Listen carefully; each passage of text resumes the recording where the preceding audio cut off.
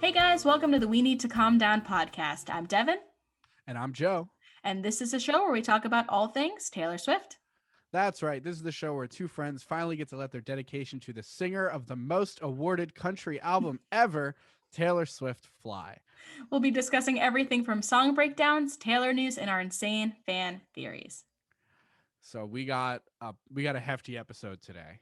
What are we talking about on this typical Tuesday night? Well, I don't even know where to begin. We have confirmed the Fearless re-records are coming, and we were gifted with the Love Story re-record that has been teased for some time now. So we will be reacting to both of those concepts. What's coming? What did we think of the song? Where do we think it's going? And just how excited we are about it all. Can I just start this by saying I am so excited to be doing this show about an album that hasn't come out yet, that we can actually like have some time to pontificate what could come of it We instead have a of date. crap, an album came out, we gotta quickly come up with all this stuff. It's so nice to just be able to ponder things and just discuss things like in a calm manner that isn't freaking. Well, I'm still been freaking out a little Yeah. bit. But how nice is it to have, old Taylor in the sense where we can say, oh, this album is coming on April 9th. And we can, theorize and what does this mean? And look at all these little Easter eggs that she's been putting out. Like it feels nice to get back to the roots that Mhm. isn't screaming on fire, running around trying to figure out what Evermore is and if there's going to be a third album or not, which I think that has been Thank God. debunked finally. That ship has sailed. Thank Mm-hmm. God. Thank God. The shirt is not out of date now. Good. Though the one that I bought that was the era shirt is, because I bought that one with the folklore era. And Oh she no. just came out with a new era's folklore, or with Evermore. And I How was like, are you you going gotta to be do that kidding to me. your fans? Real quick side note, how are you going to release that shirt full well knowing that you're going to release another album in a couple months and she went, "You know what? I can make even more money." It's I'm not gonna lie, it's pretty depressing for me. I'm sorry to rub I salt. looked at it, I almost bought it again, and I was like, no, you don't have to. You have that era shirt that you're wearing right now if you're watching on Yeah, YouTube. this, and I honestly I like this one better than the other one. It's I simple. just It's simple, nice. If no one knows, I'm wearing like that. It's like, when did this like style of shirt come out? Like in the, Uh, I feel like I was in high school. yeah, Like a it's little just older. it's just the Plain something font. Hmm. and shirts, and it's just all of her lyrics. And it was like Albums. $20 as opposed to the $30 for a t-shirt from her generic store. Anyway, we're not talking about merch No. yet. Um, Taylor Swift is dropping Fearless on April 9th. Devin, tell me about how this came to be. Yes, so she has actually been foreshadowing this release for quite some time now. The last two chapters have been announced on Twitter, from Evermore with two yellow hearts. And from the very beginning, fans speculated that the color yellow, or yeah, the yellow, which is the color of Fearless, means that, Fearless, Two Hearts, second album. And for once in our lives, we were right. This is what was coming. It's so nice because, like, yeah, she kept dropping that, and like we were like, that's too easy. Like we got so crazy with everything that happened with Folklore and Evermore Like, that well, when did she post it? And how many words are in the tweet? There has to be something else. And it's like, nope, just two hearts. two hearts, Hello, two yellow fearless. hearts. And I like that, like, it is defined too. Like it's so interesting that it's just nice, it's simple, there's no like trigonometry that you have to do Well, to figure it out.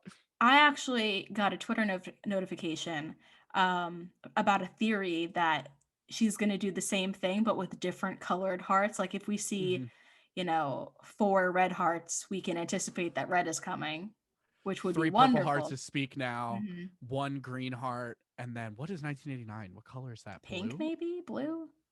I think Lover's pink. Mm, Reputation is black, and I think it's got to be like a sky blue. But I obviously there's only the blue heart. It's the only thing I can think of for 1989. Or yeah, white, white maybe, maybe. maybe. I But could that see would be white. something to look out for in just like a I'm cute little tongue-in-cheek way.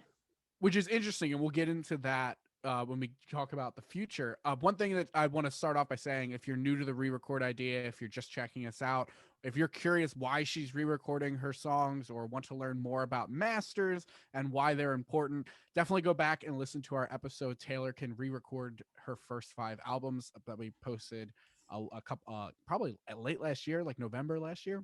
Mm. We break everything down in depth. We make a lot of predictions that ended up being wrong. But we tried. We um, did. we tried. We tried. Yes. So Speaking of the two yellow hearts, though, I mean, even Good Morning America was on board. I don't know if Tree mhm, Payne's like, hey, you should tweet two yellow hearts with this announcement. And I think there was something, I didn't look too much into it, but they tweeted something with like 19 or however many dots in between. They just had this oh really my long gosh, tweet. So, interesting. yes. So they I will tweeted in say solidarity. it's interesting too.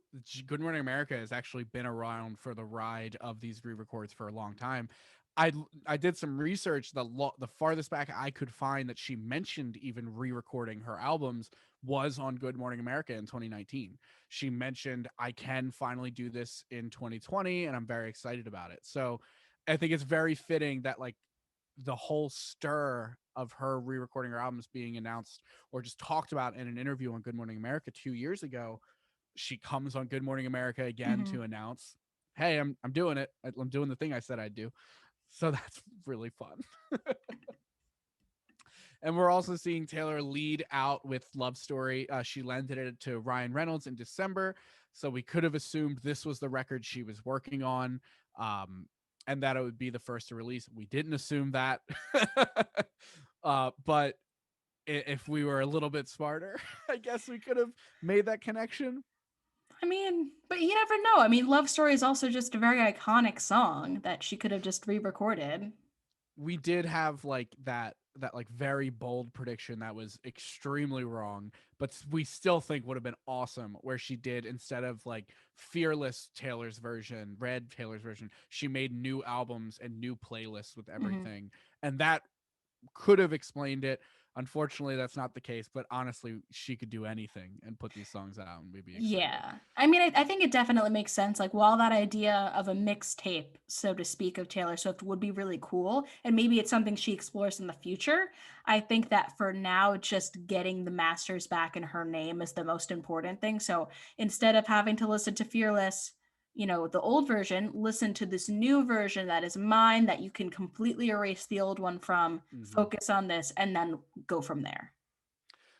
It's interesting. This is currently up for pre-order online, as we were talking about merch a little bit. A brand new clothing line came out with I think it's just the album cover. It's just Mhm. her beautiful face, her Which I love that. I mean, it's she doesn't have our iconic curls, but it's still the same kind of like, backsplash with her hair flying in the wind. Did It's you see like all of the new memes coming out that like the original OG Taylor Swift meme where someone spilled a pot of spaghetti and then they photoshopped her oh, face from the Fearless album on it and her hair is the spaghetti. They mhm. did it again with the new one.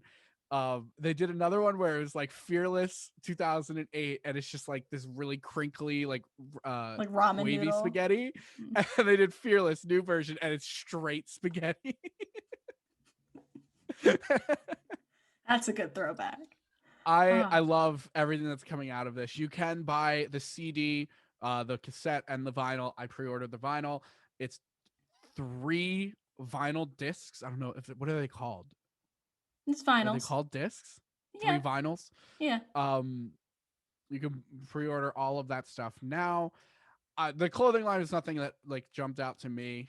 I obviously love the art and everything for this, but it's not something I would generally wear, I don't think. Hmm. What are your thoughts on, if you want to talk about this real fast, the art, the album cover? What do you think about this stuff going? I honestly love it. And if she's doing it in the style, so I mean, if you're watching on YouTube, you can see the album artwork in question. If she's doing this general one tone kind of thing where it's this image, but it has the yellow sepia kind of filter over it, and then if we get Speak Now and it's something similar, but with like this purple overlay, I think that's going to look really sick.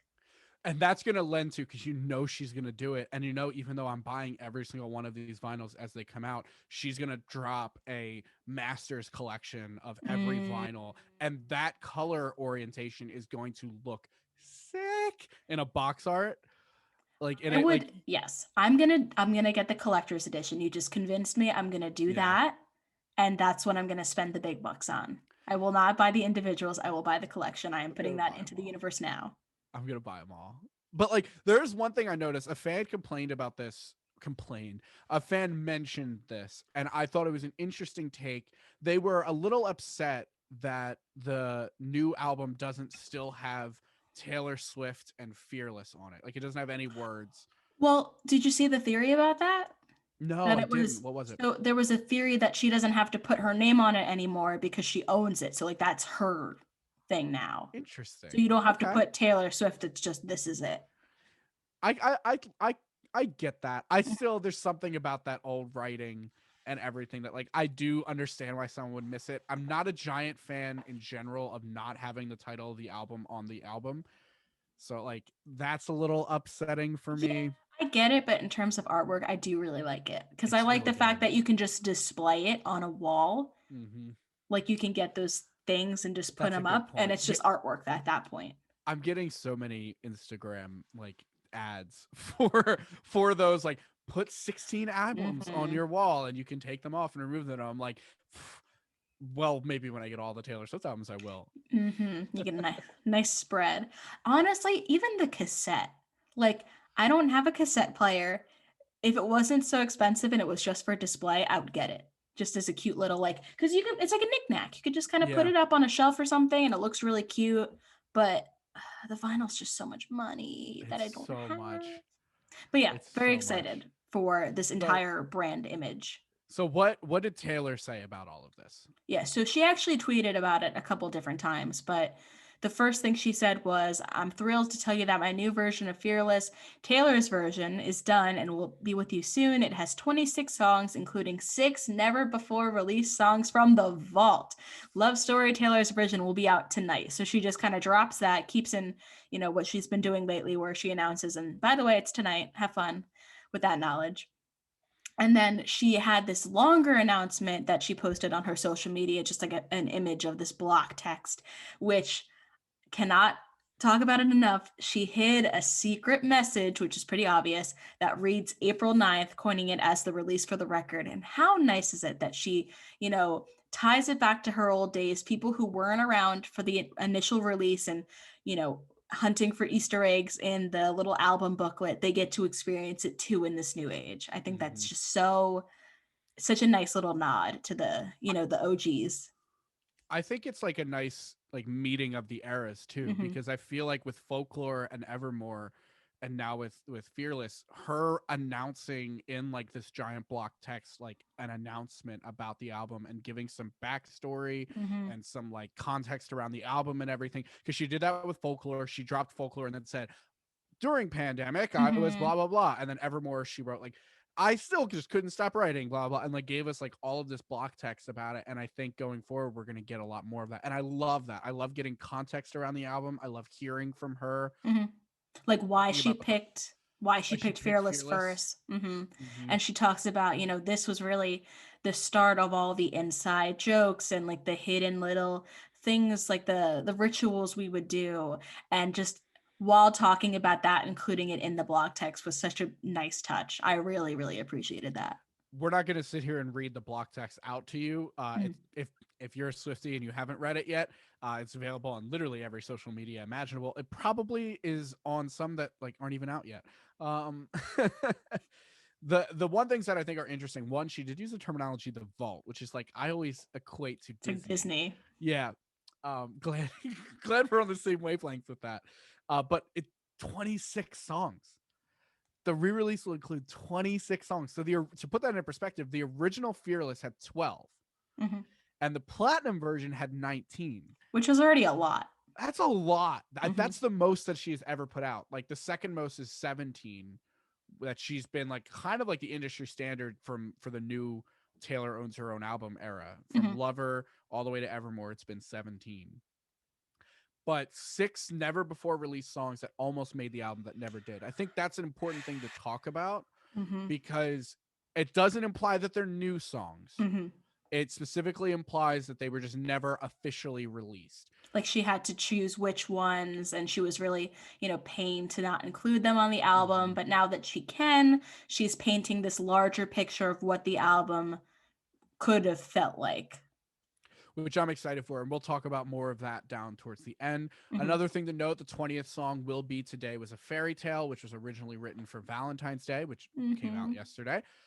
Which came out the holiday came out yesterday for as we're recording this, um, and it was previously unreleased as a full EP, which is Mm-hmm. interesting.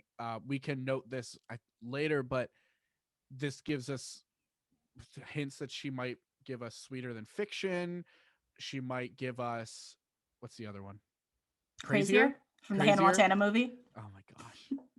Yeah, we could get all of these as just add-ons into the other ones. So it lets us know there are songs that aren't just even on these albums. She's going for every song. She wants to re-record everything and get And it it's back under her name. it's also nice too with those kind of songs that are just, singles basically for other promotional works, because then you can kind of see, well, where would it fall in under Mm-hmm. these different albums? Like what era really does this belong to? And I think it actually lines up really well. Like I would put money on Crazier being in self-titled. This one feels perfect in Fearless, Mhm. and I think Sweeter Than Fiction feels perfect in Speak Now. Yeah. And I think I Don't Want to Live Forever is probably perfect in Reputation 1989 era. Yeah. So it works really well. I like that. Before we get into the track listing, can you tell what are some of the Easter eggs you noticed? I mean, just in typical Taylor Swift 13 action, get those 13s out of the way. So April 9th, 4 plus 9, 13. It's the 13th anniversary of the album. That's this year. Which I can't believe we missed on our episode. Like I know. I was listening to our re-record album episode to get ready for this, and I was like, we're sitting there. We literally said, "Yeah, 2020, it's 12 years old," and we didn't even register. It would clearly come out next year, and it would be 13. 13 years old. Mm-hmm. I can't believe we completely just shot that by. One Easter egg that I saw, like a quick glance, I just remembered it was in the Lover music video, the one that we keep referencing because it's just chock full of Mm, goodies. The one with the house, remember, with all the different eras and everything? yeah. In the hallway, when she's going upstairs to the Reputation era, there are 26 yellow dresses. Are there? From a meme that I saw posted online, someone Huh. pointed that out. I can share. We can post it on our socials to show with you guys. I'm not gonna lie. I didn't sit here and count it, Yeah. but there were. I mean, it was very obvious there were a lot of yellow dresses in the hallway there, and I think If she's that's throwing it back that far, her freaking mind. well. You had to know. Like she mentioned in 2019 that she was re-recording, Mm, so she had to have had a plan for this. Not only that, she re-recorded 26 songs, and she just finished it in February. She started in November, so that's what 3 4 months. She re-recorded 26 songs. She had to have planned that out to get it done so quickly. She had to plan where she was recording them, how she was doing it, all of that stuff. So she had to have put in a plan early in advance. I'm sure. I'm sure So of it. Yeah. I wouldn't put it past her to have referenced it Hmm. in the Lover era, knowing that she was going to do it. She might have even not even that was before she probably thought of Folklore. She just thought, well, my next big project is this, so let me start calling it out and thinking that Mm, it might have come out sooner than it ended up coming out. I'm curious with that too, now that you mention it. If she had this re records in mind while she was going to be on tour, she probably thought that the re records were going to be next, but then her whole struggle with creating this body of work with Folklore and Evermore, that's probably why she was so conflicted. It's not a part of her plan. It's not, it's Mhm. not planned out years in advance that she's going to do X, Y, and Z. And that was the inner struggle of, well, do I release this and then put out the re-records? Like, will people think that's too much? Or, will that even make sense? And we'll take it whenever she feeds us, we'll take it. Honestly, it's gotten to that point, and I think Mhm. she's also gotten to the point where she's just like, screw it. If it's something, I'm gonna do it. I don't want to wait. I don't want to do like I don't want to have this thing. She said it in the interview with Zayn, like I don't want to have like this rigid schedule. I still want to plan things, but I Mhm. don't want to be beholden to it. Yeah. So I'm excited for that. If we want, we can get into now the track listing. Hmm. I mean, Fearless. It's pretty simple. There are a couple of things about the track listing I want to point out though. The first thing being track number 7, Breathe. It says featuring Colby Calais. Did Wonderful. she get Colby in the studio? So Colby came back to do this. The implications of that alone are Hmm. incredible. So does that mean for Red, we're gonna have all of those features? We're gonna have Ed Sheeran come back. We're gonna have Gary Lightfoot. Gary Lightfoot. What? Something like that. It's Like, Lighthouse. Gary Lighthouse. I don't know. I don't know what It's his name is. irrelevant. Gary. Sorry, Gary. The guy from the bands chasing Snow Patrol. Yeah. Um, are we gonna get all of those people? I don't see Is why not. it's I mean obviously she has to reach out to them, but like I mean they all love and support her. She doesn't Yeah. work with people who don't love her. Who would say no? The only people I could think of, like I'm trying to think of like collaborations she had that might be harder. Ed Sheeran's a given. Yeah. Maybe Zayn and Future. Future I could see being a little odder, but like he worked with her, so he clearly there's a relationship there. Honestly, with all the media and press she is getting from these re-records, I think they would be dumb to not Yeah. want to be a part of it. Also, I'm kind of here for an Endgame like all Taylor Swift version. Like not that she does their verses or anything, but like Just we yeah. also have Bad Blood with Kendrick Lamar. Is she going to Mm. redo that remix? Hmm. Because like we said, she's going for everything. She Yeah. wants to own. She doesn't want to leave something out there. She wants to own everything. So Interesting. the Maybe. implications for that is very interesting. We said today was a fairy tale. It's the 20th track, which I freaked out a little bit because I was texting Devin. I'm like, wait a minute, there are 26 songs. There are only 19 on platinum. What There's is the one missing. 20th song? And she was like, Joe, it's today was a fairy tale. And I'm like, okay, that's great. Never mind. But I love that. I love today was a fairy tale is on here. Like we said, it's perfect. We're getting also, it's interesting. Again, this is just reason to believe we are getting literally everything. We're getting even the piano version of Forever and Always. Yes, which is very interesting that they're doing that. And She's also very excited for how she's going to do that. right. Mm-hmm. Oh my gosh. The stuff that we're getting for this, the other thing that's really interesting that might only be interesting to me, but I noticed this and I wanted to note it. The track listing is different. So, well, different in that it's the same. It's weird. Mm-hmm. The Fearless Platinum Edition was very odd as in terms of bonus track additions, where it completely reorganized the track listing from the original 12 track album. Mm-hmm. It's made it like Jump Then Fall be the first song, Come In With the Rain I think was the third song, the Forever and Always piano version, but like it like front loaded all of these songs, which is very weird.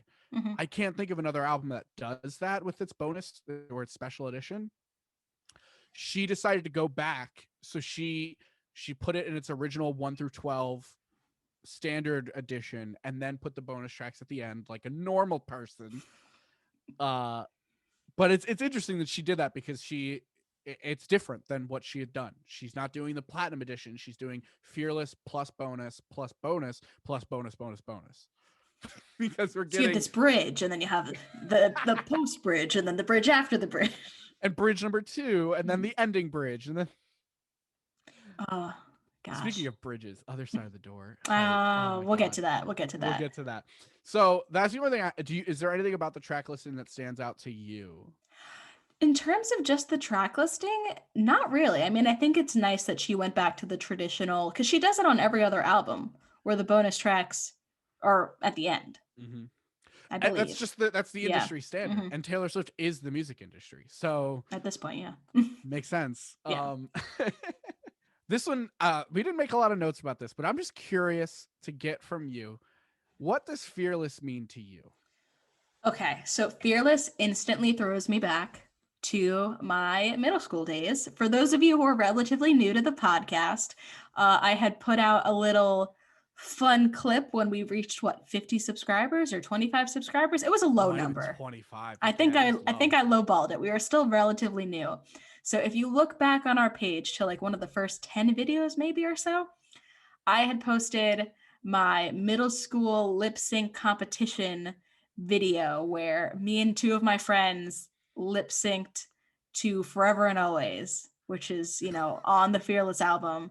And it just instantly, just thinking of Fearless just takes me back to like those kind of memories and, dancing with my friends, making up choreography, which I still remember to this day. And it's just such a pure feeling. Like I really like I did get into Taylor Swift ferociously later in life when it came to like 1989 and all that kind of stuff, but I've been listening to Taylor since Fearless. Like I will say self-titled, couple songs on there, wasn't a huge fan. Fearless was the album that kind of started it really liking. Like I remember catching up with an old friend and she's like, "You've liked Taylor Swift since we were in middle school. Like that was our thing." And I'm like, "Yeah."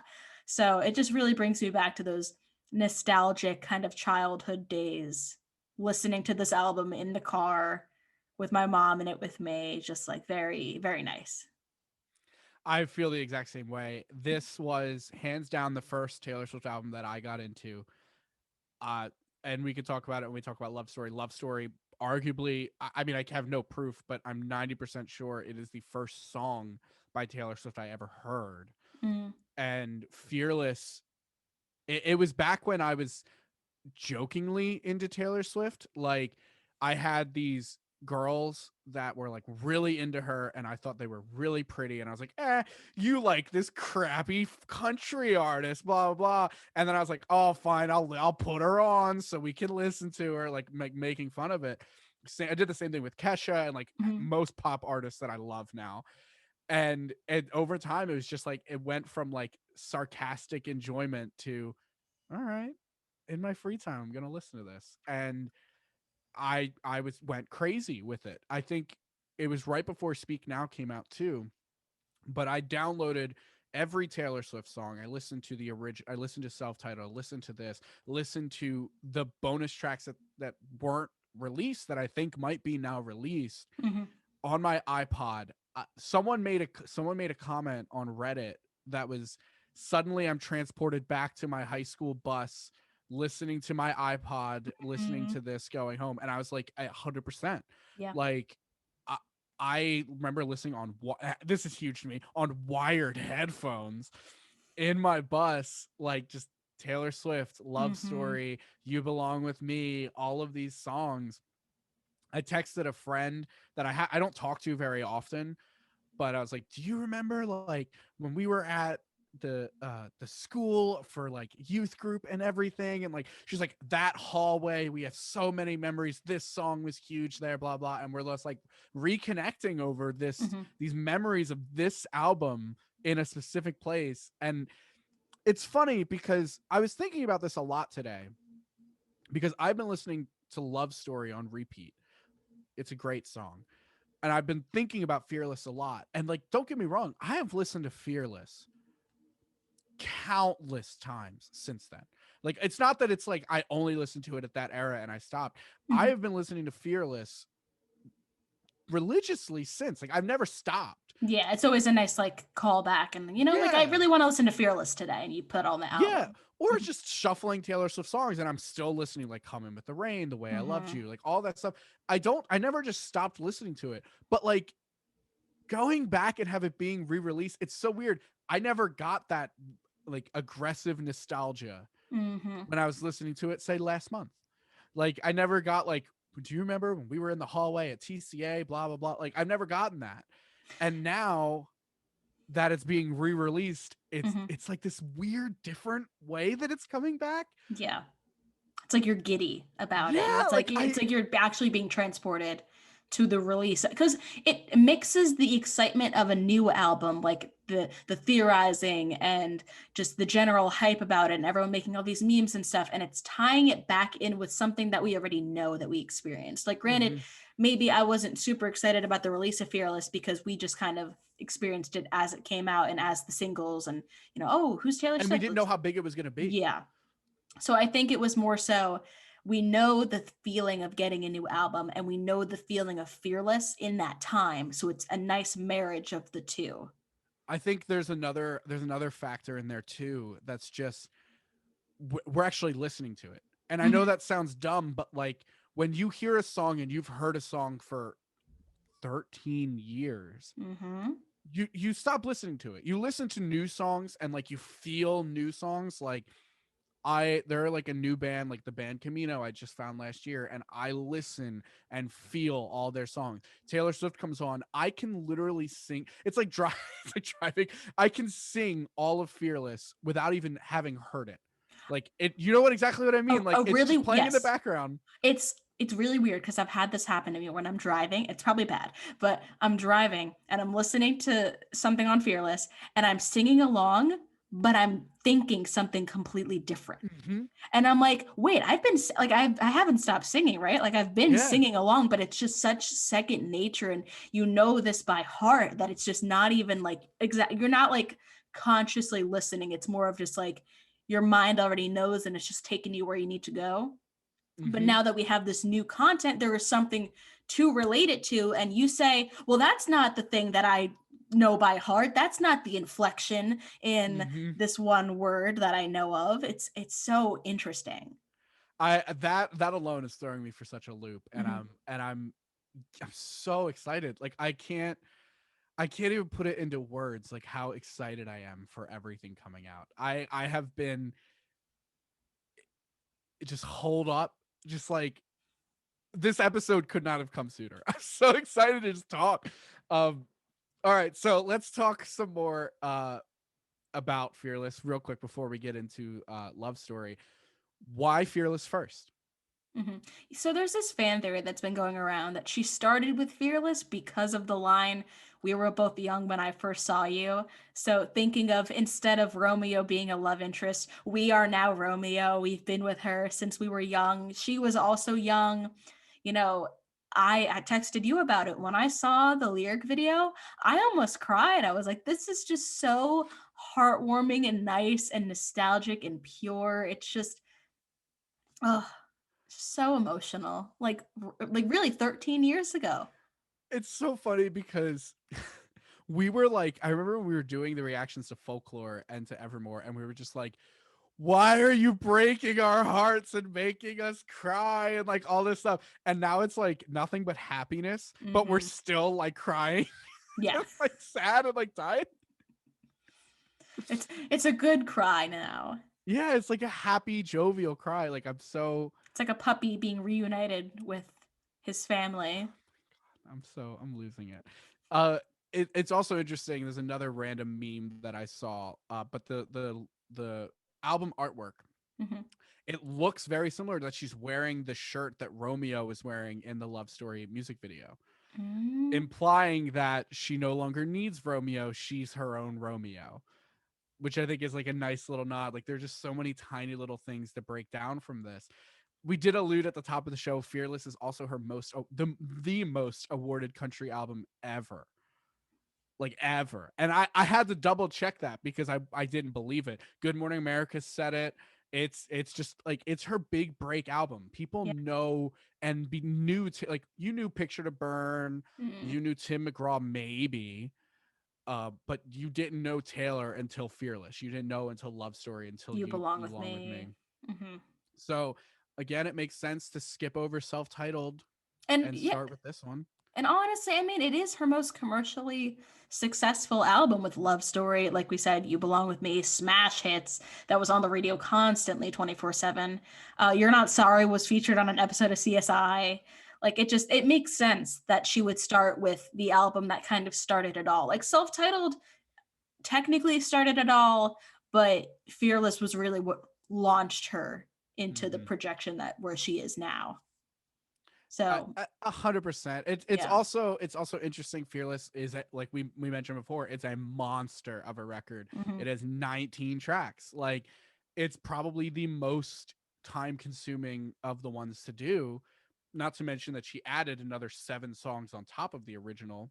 Hmm. So probably the longest, hardest album to re-record. Deciding to release today was a fairy tale, which like we said, Hmm. like it is a big indicator of the future stuff. But like it's just a lot to pack in. Might as well now the rests are going to be easier, hopefully shorter, Yeah. and she gets the hardest one out of the way. That's also the one that's like she said in herself started it all. We were both young when I first saw you. Like my So heart.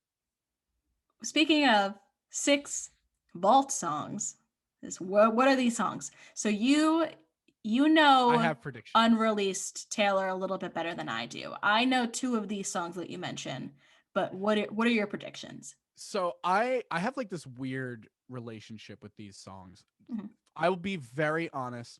5 of these 6 I knew off the top of my head. The sixth I still knew, but I Hmm. had to look it up and like relate it. If you look up Taylor Swift's unreleased songs, there are so many. And we're I getting them all had probably. yeah, I had all of these on my iPod. My white first gen iPod Nano. That I shared with my mother. I Hmm. had all of these on that iPod. The rest of them, I not a lot of them else that I did. I so all of these 6 songs I know.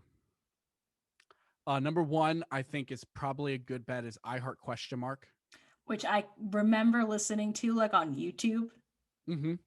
I think I might be wrong with this one, but I think it was originally released on the either this album or this Hmm. first one as a Best Buy exclusive. We talked about that. Yeah. It was like on some weird, it might have been Best Buy, it might have been some other version, but it was, Target is a good guess. I don't think it was Target though. I think it was more obscure. It was on Okay, this I can see that. weird release that it only existed on that copy or that version of the Yeah, album. like it was so Wasn't there like three or odd. so different versions of the album that came out? Or four? Yeah, Some weird, yeah. music was weird. Hmm. Music was weird. Let's see. I heart question mark. I'm just gonna real quick do some a background of this. Yeah, it came out as the 6th track on her EP "Beautiful Eyes." So it was just a Walmart exclusive release. Okay. So it is possible. There are actually a couple other here. Your Face, which I actually don't know that one. Mm, A fake fan. But so this one was technically released. mm, So this one could be like disputed. just like not on here because it was released. It could be this could be a first like when she puts on for Taylor Swift one or self-titled. Could be the case for that. That was the first one that jumped in my head. Another one that was like that I put in the same vein as I Heart question mark is Permanent Marker, Mm, which I can't like a lot of these. The thing is ever since we moved to Spotify, the collective has moved to like these streaming services that only offer legitimate music that was distributed by the record label or the artist. hmm. I couldn't listen to these anymore. I had them on my iPod because you could download it and upload whatever you wanted on an iPod. You can't do that with Spotify. At least I couldn't figure out how to do it, and I've No, been where's trying to. LimeWire when you need it? Right? So I heart question mark, permanent marker. I'm trying to remember exactly how it goes, but I know permanent marker. I remember that song. It's going to hit me like a brick if that's one of them. Another one that I'm not a huge fan of, if I remember, again, I haven't heard a lot of Mhm, these in a while, is Dark Blue Tennessee, which she has another song just called Tennessee, according to that wiki fandom page or mhm. whatever. But Dark Blue Tennessee is the one that I remember sounding the best. One that I really hope is there is Nevermind, which has some really great lyrics in it. Like I could just call you, but Nevermind is so good. Like it's just like I want to reach out to you, I want to tell you how much I love you, but never mind. Like just like Didn't very she say they emo. were breakup songs too? Did Or she? no, I think I was talking to a friend and it's, if it's six albums full of like potentially just breakup songs, just I even wouldn't be more so surprised. emotional, yeah. Half of these are like Hmm. X permanent marker. Oh my gosh, now I remember permanent markers. X is the shape that I drew on your face in permanent marker. Oh my god, I'm gonna lose my mind over these songs. Let me So tell you. young. What was the? it, she's just so immature, and I love that. Like, because Hmm. I'm immature at my age, Yeah. so I can relate. Your anything is another one that I know of that I think would be a good one, and then the big one, The the big money. one, the money. That if this song gets released, I'm gonna lose my mind because it is it's up there from one of my favorite Taylor Swift songs ever, just Mm. ever, and I never get to hear it unless I go on YouTube Hmm. specifically. Is "I'd Lie." Yeah. "I'd Lie" is so good. It's so It's so catchy. good. Hmm. It's so catchy. It's so OG Taylor. I oh my gosh. I it's the one that I want the most. And it's the one that I'll bet the money on that we get it. Yeah. I'd agree Because with that. it's definitely the biggest fan one. It's weird because you listen to "I'd Lie" and it feels like a release song. Like it Yeah. feels like a polished, done song, but there's nowhere to listen to it that isn't YouTube. Hmm. So it's definitely weird, but I think of all of them, that's going to be the one we get. So those are our predictions. What do you think this implies moving forward? So this is the huge thing. Let's talk about how this is the prime reason we will get the full All Too Well. Knock on wood. Yeah, do that. But she's clearly trying to give us like we said in our re-recorded episode, a bonus reason, ideas, or things, extra content for that gives us fans a reason to purchase and stream these albums and get rid of the old ones. Hmm. If that doesn't equate to a 15-minute All Too Well, I don't know what will. I just don't know. Hmm. Taylor has been saying for months, years, that part of the reason artists should own their masters is because they alone know the full story of the album, from how they envision it to the iterations of the songs before their final forms to songs that just didn't make the cut. And Taylor mentions a lot of this in her block text that she released alongside the announcement. But Taylor adding these bonus songs is showcasing this fact. She's Hmm. putting her money where her mouth is. She's saying, look, I do know more about this. And even 13 years and 6 eras later, she still remembers this album intimately and more than anyone else on the planet. And just giving her more reason why it should be hers. She Hmm. should own it. So I'm excited for not only the 6 bonus tracks here, whether they be the ones that I predicted or not, but I'm excited for what it means going forward. Because even if these 6 songs, even if "I Lie" isn't on there, if Permanent Marker, I Heart question mark, even if all of those aren't on there, we're getting I Heart question mark in some sense because we mentioned it was released. It was Hmm. released in the Beautiful Eyes EP. Maybe she does that whole EP over again, Beautiful Eyes EP Taylor's version. Yeah, maybe. We could get the Holiday Christmas album again, Taylor's version. Hmm. She wants all of it. She wants to own everything she wrote. She wants to own her childhood. So it makes sense to me that we're going to get all of these regardless in one form or another. And it's the reason I bought the album because Yeah. I want to hear these 6 new songs. So The let's second talk about half, Love Story. yes. So So the this little is the little trinket we were given. Here's your sacrifice. we Here's love gave story. we were given a little bit was Hmm. Love Story, yes. So obviously we love it. I've had it on repeat since its release. It's actually thanks to stats for Spotify.com has let me know it has cracked my top 15 songs of all time That's on insane. Spotify. Oh my gosh. I have it Yeah. on repeat all the time. It's real good. And just some quick things about it. It's the exact same length too, Yep. which is I was crazy. when I was doing some research on it, I was like literally scrubbing between the two, making sure certain things happen at the same time, and it does. It Hmm. lines up perfectly. Yeah, and just this nostalgia from the song is insane. Like we talked about it earlier, but it's just crazy. Like I said, this was potentially the first song I ever heard of by Taylor Swift. I Hmm. have so many memories of this song from like good, bad. In our songs we cried to, this is randomly one of the songs I cried to. Like Great story. it You should means listen so to much that. to me. Definitely go back and listen to that episode. It's I'm sure I can't wait. I can't wait when we do the update to that episode, and it's well now we've cried to Love Story Taylor's version in addition to just the regular Love Story. Because I did already. I've already Oh cried to this my song gosh. the night it came out, 1 a.m. I just could not sleep, and I just put it on repeat and like listened to it. I also posted on our Instagram at 1 a.m. because there's a picture of Squidward Holding crying the listening to it. And I was like, that is exactly who I am right now. Like I'm just sitting here crying to Love Story because I'm so happy hmm that it's back and it brought back all of these emotions and memories. Yeah. The one thing I will say about Love Story that's huge to me, hmm I did notice a difference. And I think you noticed a bit of a difference. Yeah. So the obviously it's hard to hide. She did a great job of it, but it is hard to hide. There is still slightly more mature sounding vocals. hmm You can hear that her voice is aged. She sounds more polished in ways. She did an incredible job replicating it, but you can still slightly tell she is older and that teenage voice is different. hmm And even that polishedness is reflected in the banjo at the beginning. You know, Mm-hmm.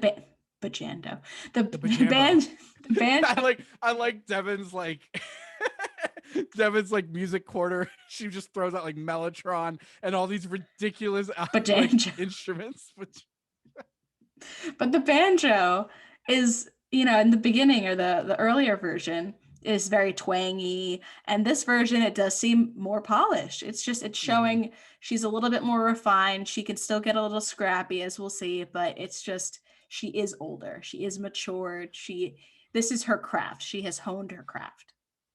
But it still sounds hmm darn near perfect. Yeah. But there is one thing that stood out to me the most. And I'm curious if it actually stood out to you before I mentioned it. But at about the 1 minute 43-second mark in the original version, she says, "But you were Romeo, I was a scarlet letter." That's the lyric. And she says that again in this. I don't know why I worded it like that. She says hmm it both times. But she says, "But you were Romeo, I was," like she says it exactly like the way I just sang it, Can just I sing better it? into more Taylor The new Swift. one.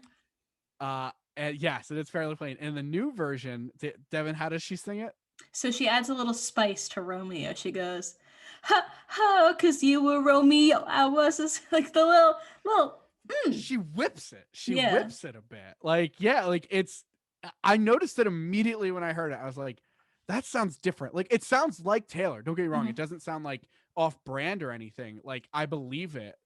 But like I was like, it just doesn't. I don't remember it in the original. And I went back to listen to the original, and she just very softly and very plainly says, "But you were Romeo, I was a Scarlet. But you were Romeo, I was." Like there's just What's like a whip in there. I'm imagining her in the studio having a blast, re-recording this, and she was probably just so into it that she was like adding a little spice to it and didn't even like realize it at the time. But I love it. It's Oh yeah. phenomenal. It's incredible. It's really cool. There's another part of the song. Like I said, I have a very intimate love of this song, hmm as I think most Swifties do. Yeah. Uh, but there's a part in the original that always resonated really well with me. Uh, there's like towards the end, it's like at the 3 minute and 4 second mark. hmm She says, it's like right after the bridge and like the final chorus. She goes, "Romeo, save me. I've been feeling so alone." But the way that she has like this airy and light way that she's Romeo, like she emphasizes every syllable in Romeo, and it just feels like you're floating to mm me. I don't know if it's just me, but I feel very like it was transcendent for me as a young child, hmm and it sounds exactly the same. Like I still get the exact same effect, the same feeling I had when I listened to it at 14, and I'm happy that that was intact. And for me it makes me think, yeah, I could not ever listen to the original again. I could just Yeah. replace it with this. I agree. And even, I mean, on the opposite end of the spectrum, one thing that we didn't note, but on the top of my head, at the end of the song, she ends it different too. At the begin, Does she? the original one, she goes, "Cause we were both young when I first saw you." Like she just kind of does that, and then the second version, she's, you know, "When I first saw you," like she's very like it's a different inflection on the Interesting. "saw you." Like in the beginning, it's the saw you blends, and then the new one it's saw you. I'm gonna have to listen to that. That's Mhm. awesome. Yeah. Nice, nice. I hmm love this. This gives us a lot of legs for when we go through and do the song breakdowns too for these. So I'm excited for that. All right, so that was Love Story. We loved it. It's Yes. great. Hype. Can't wait for the rest. So to close out the show, let's talk about what does this mean for the future? How did our predictions fare, Devin? Yeah, so we touched base a little earlier in the episode, but just some things, we said, well, would she drop them all at once? Is it going to be one at a time? Is it going to be the entire collection or just Fearless, just Speak Now, just Red? Would she do it in order? And we were right. We said that she would probably release them one at a time for, marketing strategy. And now that we know that Fearless is the first, what do we think is coming next? That we That's a know that really it's not interesting in question. order. Yeah. Yeah, so I did see a prediction. A fan wrote that she they think that we'll have all of the albums, including Reputation, by November 2020. So, one thing that's 2022. important, 2022. Sorry, 2022. Yeah, 2020. Oh God, not again. No. It's important to note. What's interesting is in her social posts, like that block text we keep referencing, Hmm. she does say, "I believe for the very first time, I'm remaking my first 6 albums." So Hmm. obviously we knew she wasn't going to just not redo Reputation, but this is like every other time she's mentioned this, it's been first five, first five, first five, and we talk about why she has to do the five and why Reputation is weird in our Hmm. thing, but she had to wait until 2022 basically to do it. Isn't that crazy too? That you think about it.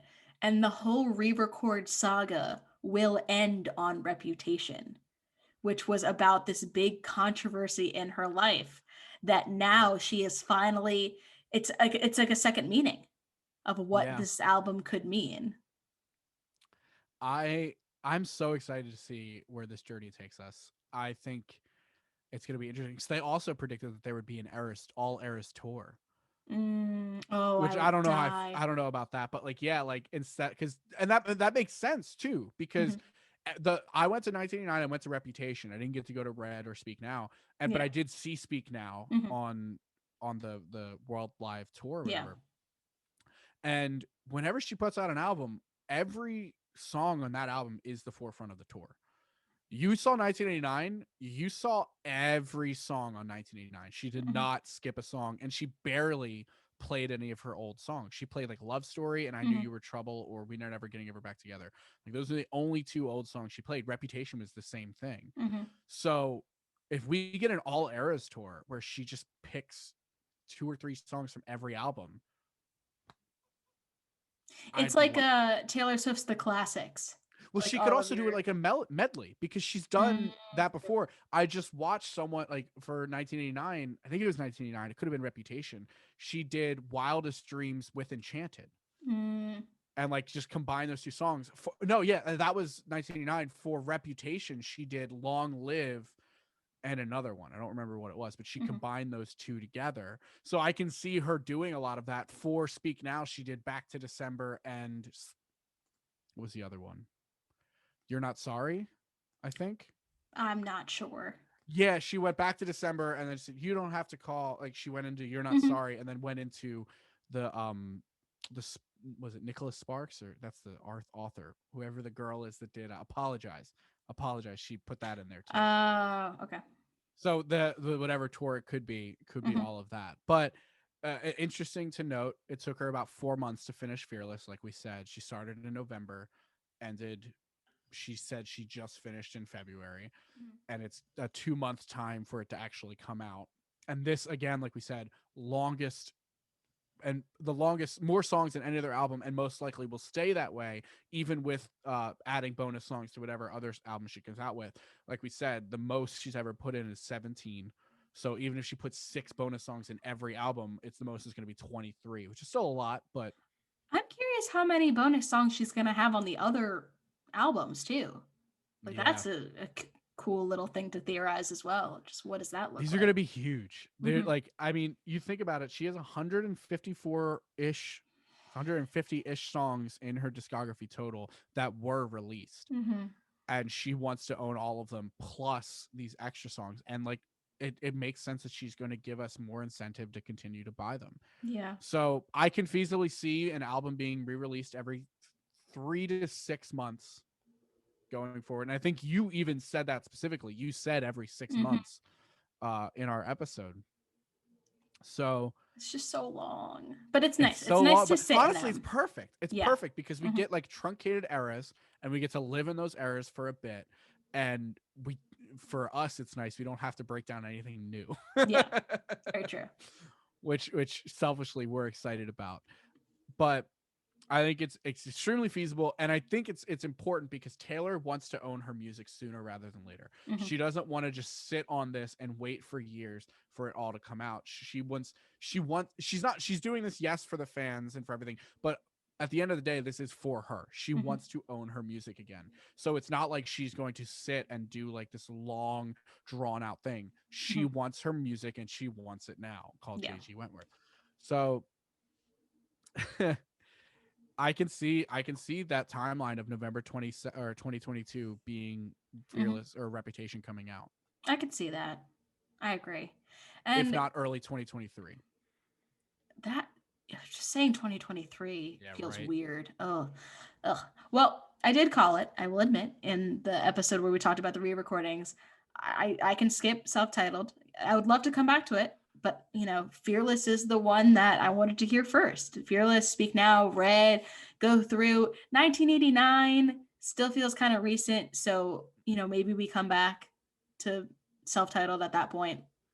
I do want to point out, and I'm sorry to do this to you, but you got this 100% right. Like you verbatim said we're gonna skip self-titled and go to Fearless. Also in that episode, you said I think she's done. I don't think we're gonna see TS9 for a while. Yeah. We were wrong about So that you win one, you lose one. I just have to keep the scoreboard even. So so what order do you think? Like I think your order was dead on. one. I think 100% and exactly what you said. Like I think next is either going to be self-titled or Speak Now. I agree. I don't think. I think that that's And I accurate. think regardless last is going to be 1989. I'm Well, last will be Reputation. that true. All right, Yeah. yeah. I forgot we were including the 6. So last will Hmm. be Reputation. I think regardless it's just hard cuz like if she goes Speak Now next, does then she go Red or self-titled? Hmm. Because like when does self-titled fit in with this? And is she can't release self-titled last. No, unless she ends with herself, Taylor I can see Swift. that. I But can't wait for that to be Taylor Swift, the album Taylor Swift, Taylor's version by Taylor Swift. directed by, produced by, written by, owned by. So we went back and forth on whether she would do a carbon copy or redo of her catalog, and or if she would add new zazz to it. We Hmm. talked about that for a lot, and we were very wrong. Yeah. She ain't mixing it up. She's doing as close as possible to get as many conversions possible to the new version of the song, which is great. I think it's making it easier for fans like us to forgo the old version of the song because, Hmm. like I said, I can see myself never listening to Scooter's love story ever again. And that's what she's doing with her Spotify playlist of the entire Taylor Swift collection. She swapped out the love story. So now it's Taylor's Ooh, version. I can definitely really? see, yes, I could definitely see her starting to swap them out when they are I love released. that. I Hmm. love that. We both wanted to see alternative versions of songs, and so far, at least from this album, we're not getting any. Hmm. But we are seeing clearly she's releasing songs that weren't released before. So who's to say that that doesn't give us a 15-minute All Too Well, a rock version of I Knew You Were Trouble, or What We Are Never Getting Back? Like, who's Yeah. to say we aren't going to get new envisionings of the song? Like she said when she was talking about this, the artist is the only one who knows every iteration of the song before the final polished version. So Hmm. she could have had other versions of these songs and want to share them with us now that she gets the say in it. Hmm. We did have like we said in the beginning, we had that bold prediction that she would give us new mixes in her songs and new albums. Not correct. Still would have loved it. The Maybe other thing later. we maybe later, I think that's still a viable. I think it's something we could see going forward. I would love to have like chapters of everything, and maybe she Hmm. still does chapters for Fearless. Who Yeah, knows maybe. when it drops? while we're waiting for the next one to come out. So we also want to revisit some of our favorite songs that we were most excited about. We didn't have much from this based on our old one, but I had Love Story, which I'm over the moon about, and I am so excited for the way. Oh my god, I got it wrong. I put The Way I Loved You. I am excited for The Way I Loved You, but you point out the right one, which I always get these two mixed up. Yes. So Fearless, I'm excited for personally. I think that coming as 31-year-old now singing Fearless is going to be fantastic. Her forging this new path of re-recording her music fearlessly. Breathe is the song you were thinking of with the bridge. It's 2 a.m. feeling like I just lost a friend. I think more so it's just the emotional impacts of her singing this with her voice now. Yeah, Even, the other side of the door, hearing that end bridge is that's going to the be one. crazy for me. The Way I Loved You and The Other Side of the Door, I mix up on a Hmm. regular basis. Okay. But the bridge at the end of that, I cannot wait to hear. Oh my Little gosh. black dress, Yes. everything I must confess. Like I cannot Uh, wait to hear that.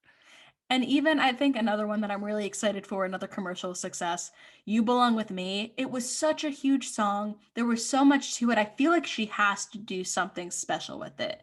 Mm-hmm. Like, I think it's going to be the same, but I think just the release of it, it was a cultural reset. There's something I want to talk to you about this. I was talking with a friend the other day about Taylor Swift, and he is not a Taylor Swift fan at all, does not care for her. But I was mentioning like that I love You Belong With Me and Love Story. Hmm. And it feels weird as a dedicated Swift fan or a dedicated fan of anyone to say you like their biggest commercial successes, because Hmm. you feel like as a deep fan, you know the inner workings of every song. So they're clearly you should like a B-side more, Hmm. or you should like this unpopular song that not everyone likes. But like, and you feel kind of like a fake fan saying my favorite song is You Belong With Me or Love Story. It's like, well, everyone's favorite song is Hmm. that. But like with Taylor, it's just true. Yeah. Like with Taylor, her most popular songs, even with diehard Swifties, they're just that good. They're transcendent for that. Hmm. And it's nuts to me. I was talking, I was like, I feel like a bad fan because my favorite songs are her most popular ones. And you also get the thing where like you hear the most popular ones over and over and over again, so they just get worn out on you. And You Belong With Me, Love Story just are not worn out on me. No. Every time I hear them, they're great. And I don't know what that is. It's just Taylor's that good. And it of course I'm biased, but like, am I though? Like it's just true. It is.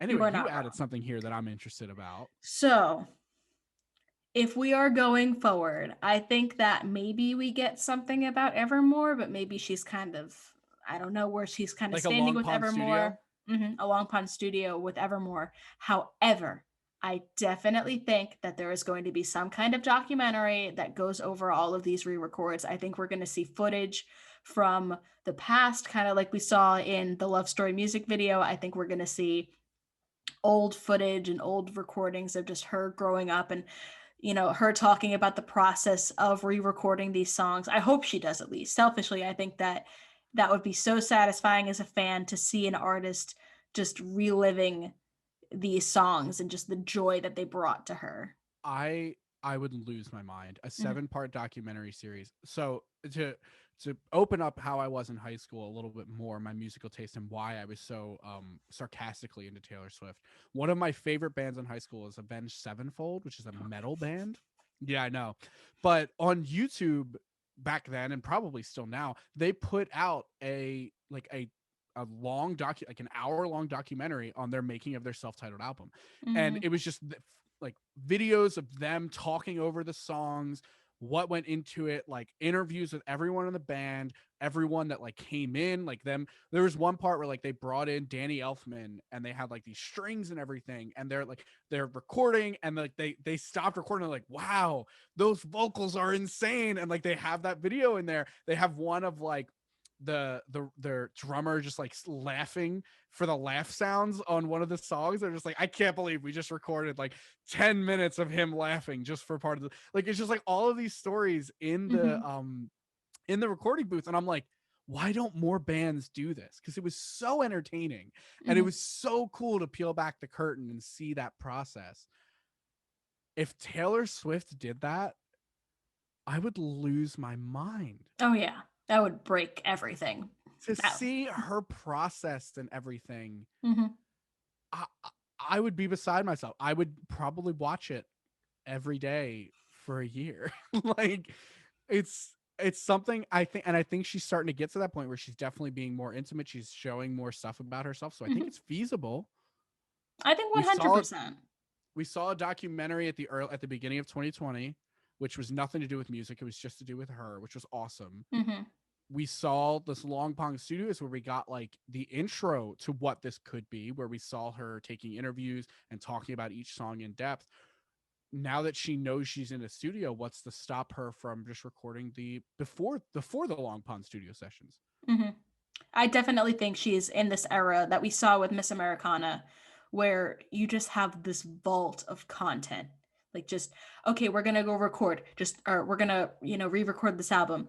Someone just videotape Mm-hmm. everything, and then we'll pick Mm-hmm. out the good parts, and then here's this process.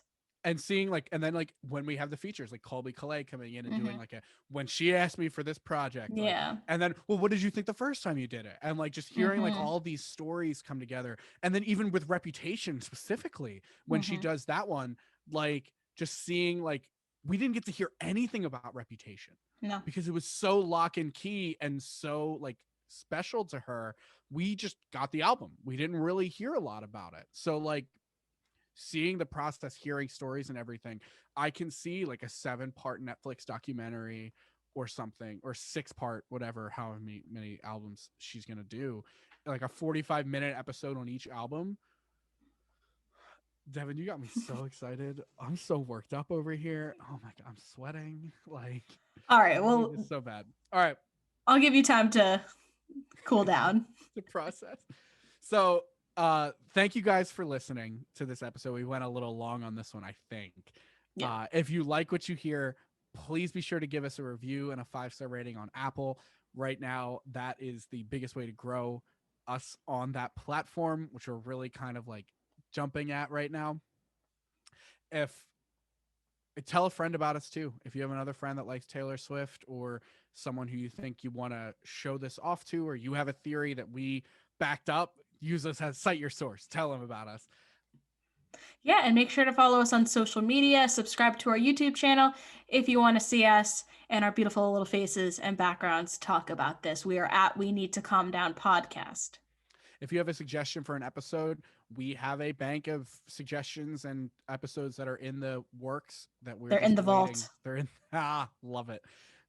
Just drop us a comment or a DM. We love hearing from you guys. If you have a suggestion for what you like about the show, what you don't like about the show, what you want to see changed, we love taking that feedback, and we love making the show what you guys want to hear. Um, Aside from that, thank you so much for listening. If you aren't aware from last episode, we have switched to a bi weekly calendar. So we will be seeing you March 2nd on that typical Tuesday afternoon at 5 p.m. Other than that, come back. We'll be here.